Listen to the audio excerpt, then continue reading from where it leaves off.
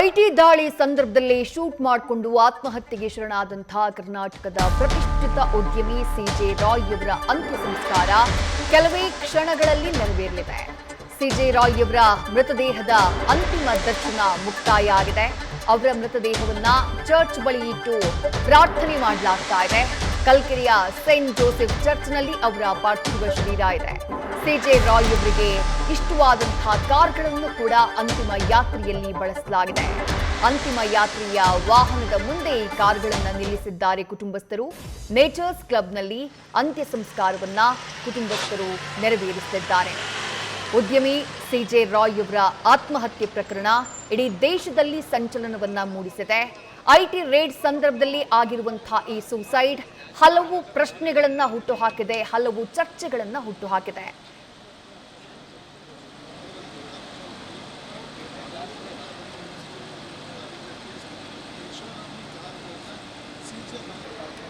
CJ Roy ಅವರು ಕಾರುಗಳ ಬಗ್ಗೆ ಸಾಕಷ್ಟು ಆಸಕ್ತಿಯನ್ನ ಹೊಂದಿದ್ರು, ಪ್ರೀತಿಯನ್ನ ಹೊಂದಿದ್ರು. ಹತ್ತಾರು ಐಷಾರಾಮಿ ಕಾರ್ಗಳನ್ನ ಹೊಂದಿದ್ರು ಸಿಜೆ ರಾಯ್.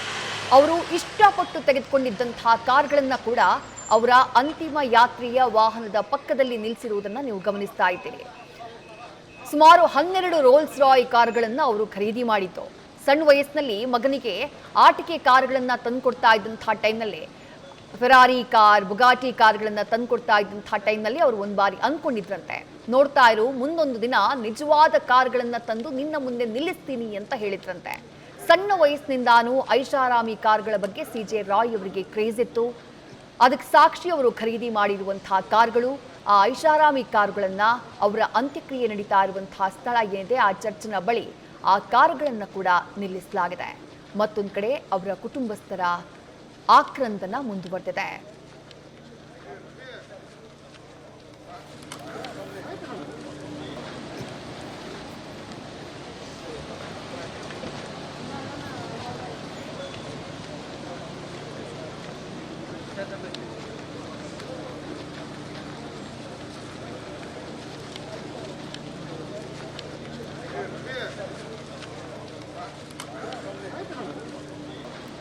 ನೇಚರ್ಸ್ ಕ್ಲಬ್ನಲ್ಲಿ ಅಂತ್ಯ ಸಂಸ್ಕಾರವನ್ನ ಕುಟುಂಬಸ್ಥರು ನೆರವೇರಿಸುತ್ತಿದ್ದಾರೆ. ಸದ್ಯ ಪಾರ್ಥಿವ ಶರೀರದ ಅಂತಿಮ ದರ್ಶನ ಮುಗಿದು ಹೋಗಿದೆ. ಚರ್ಚ್ನಲ್ಲಿ ಮೃತದೇಹವನ್ನ ಇಟ್ಟು ಪ್ರಾರ್ಥನೆಯನ್ನ ಸಲ್ಲಿಸುವಂತಹ ಕೆಲಸವನ್ನ ಕುಟುಂಬಸ್ಥರು ಹಾಗೆ ಆತ್ಮೀಯರು ಮಾಡ್ತಿದ್ದಾರೆ.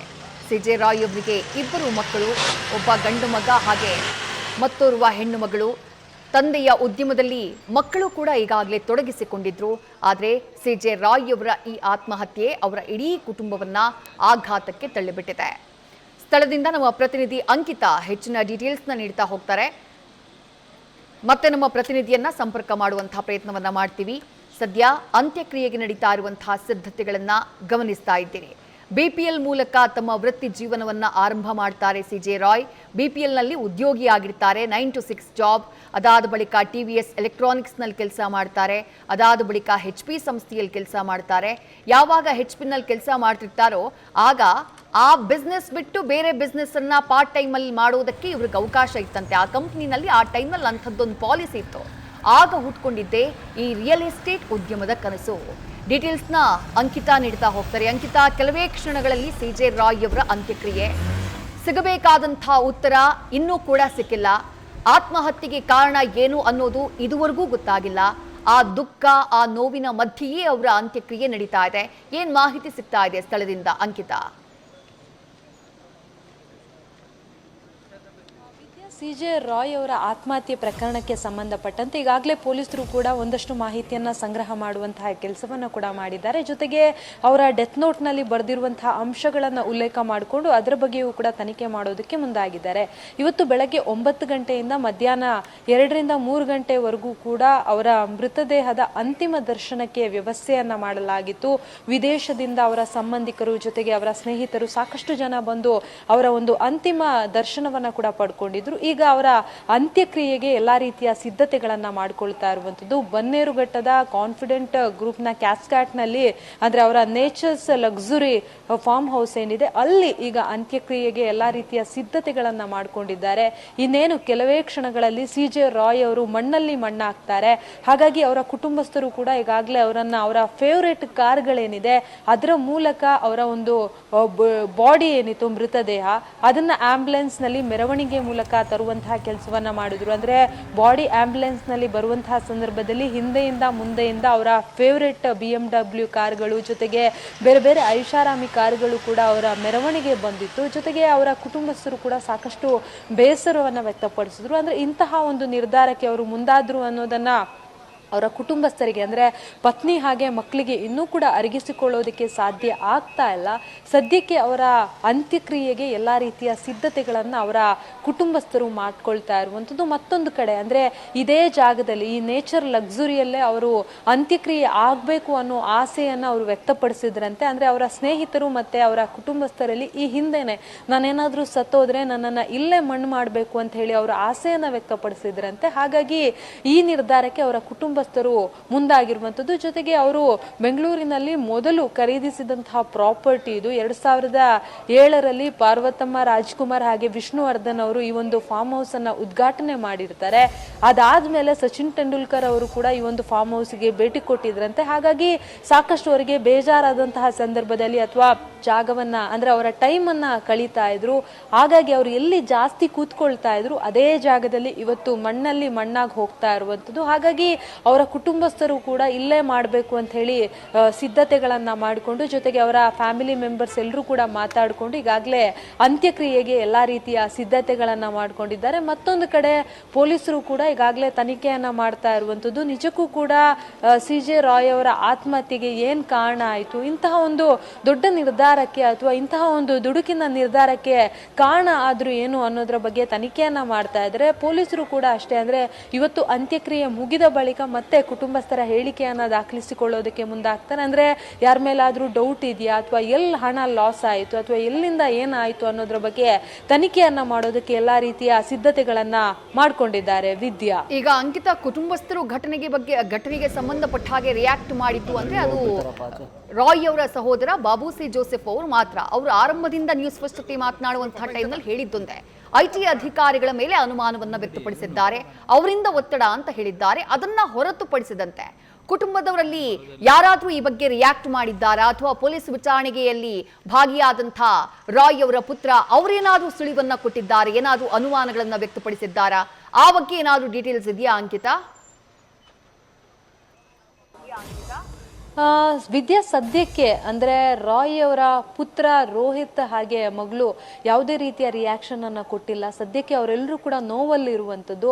ಸೊ ಮುಂದಿನ ದಿನಗಳಲ್ಲಿ ಅವರಿಗೆ ಯಾರಾದ ಮೇಲೆ ಡೌಟ್ ಇದ್ರೆ ಅಥವಾ ಆತ್ಮಹತ್ಯೆಯ ಹಿಂದಿನ ಕಾರಣಗಳೇನಾದ್ರೂ ಗೊತ್ತಿದ್ರೆ ಪೊಲೀಸರಿಗೆ ಮಾಹಿತಿಯನ್ನ ಕೊಡುವಂತಹ ಸಾಧ್ಯತೆ ಇರುತ್ತೆ. ಜೊತೆಗೆ ಪೊಲೀಸರು ಕೂಡ ಈಗಾಗಲೇ ಡೈರಿಯಲ್ಲಿ ಒಂದಷ್ಟು ವಿಚಾರಗಳನ್ನ ಉಲ್ಲೇಖ ಮಾಡಿದ್ದಾರೆ. ಅಂದ್ರೆ ಡೆತ್ ನೋಟ್ ಅಂತ ಏನ್ ಹೇಳಲಾಗ್ತಾ ಇದೆ ಅದರಲ್ಲಿ ಒಂದಷ್ಟು ವಿಚಾರಗಳನ್ನ ಉಲ್ಲೇಖ ಮಾಡಿ ಯಾರ್ಯಾರಿಂದ ಎಷ್ಟೆಷ್ಟು ದುಡ್ಡು ಬರಬೇಕು, ಜೊತೆಗೆ ಕಾನ್ಫಿಡೆಂಟ್ ಗ್ರೂಪ್ ನಲ್ಲಿರುವಂತಹ ವ್ಯಕ್ತಿಗಳನ್ನ ಅಥವಾ ಅವರ ಒಂದು ಟ್ರಸ್ಟ್ ಪೀಪಲ್ಸ್ ಅಂತ ಏನಿದ್ದಾರೆ ಅವರನ್ನ ಯಾವುದೇ ಕಾರಣಕ್ಕೂ ಕೈ ಬಿಡಬಾರ್ದು ಅನ್ನೋ ಒಂದಷ್ಟು ವಿಚಾರಗಳನ್ನ ಅವರು ಡೆತ್ ನೋಟ್ ನಲ್ಲಿ ಉಲ್ಲೇಖ ಮಾಡಿರುವಂತದ್ದು. ಜೊತೆಗೆ ಫ್ಯಾಮಿಲಿ ಮೆಂಬರ್ಸ್ ಬಳಿ ಕ್ಷಮೆಯನ್ನ ಕೂಡ ಕೇಳಿದ್ದಾರೆ. ಅವರ ಈ ರೀತಿಯ ನಿರ್ಧಾರಕ್ಕೆ ಸಂಬಂಧಪಟ್ಟಂತೆ ಕ್ಷಮೆಯನ್ನ ಕೇಳಿ ಅವರು ತಮ್ಮ ಡೆತ್ ನೋಟ್ ಅನ್ನ ಬರೆದಿರುವಂತದ್ದು. ಆ ಒಂದು ಡೆತ್ ನೋಟ್ ನಲ್ಲಿ ಇರುವಂತಹ ವಿಚಾರವನ್ನ ಇಟ್ಕೊಂಡು ಮುಂದಿನ ದಿನಗಳಲ್ಲಿ ಪೊಲೀಸರು ತನಿಖೆಯನ್ನ ಮಾಡ್ತಾರೆ.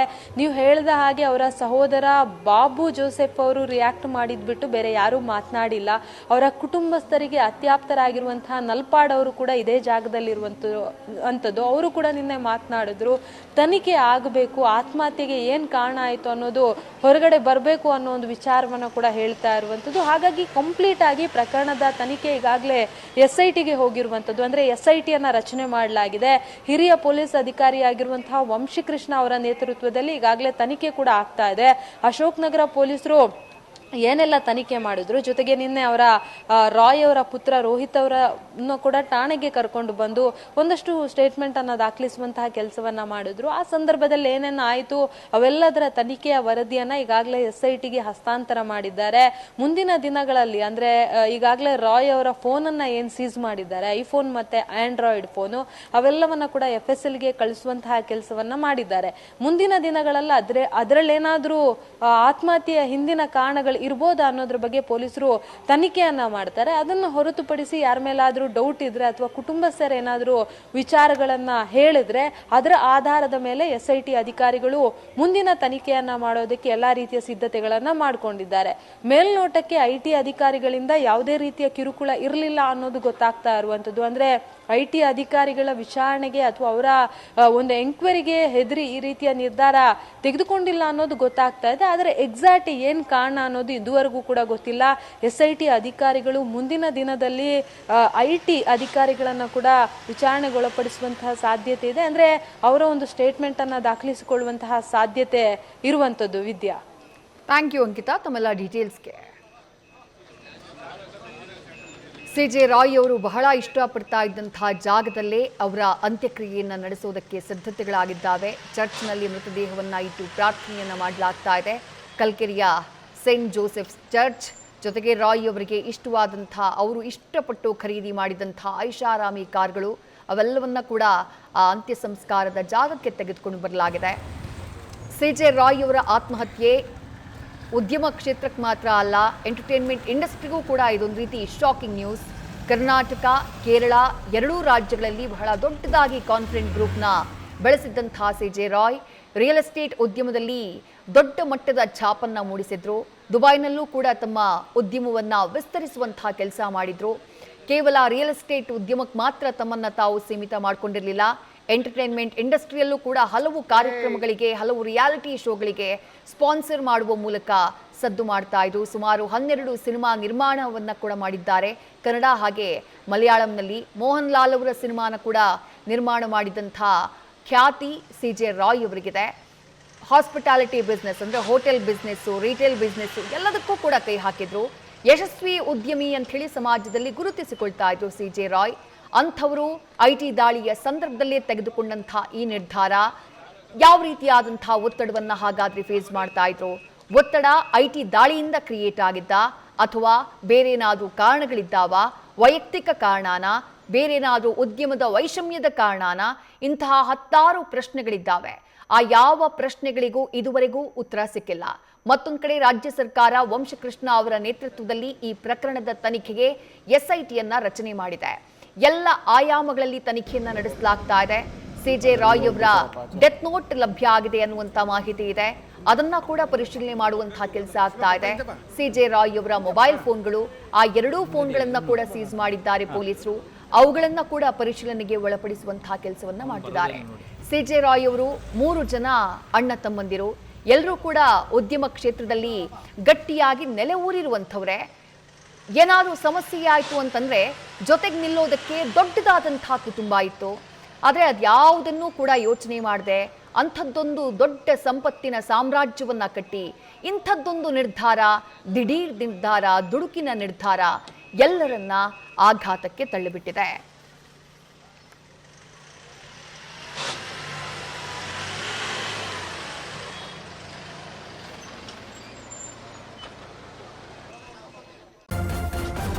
ನ್ಯೂಸ್ ಫಸ್ಟ್ ನಿರ್ಭೀತಿಯಿಂದ ನಿಮ್ಮ ಪರವಾಗಿ.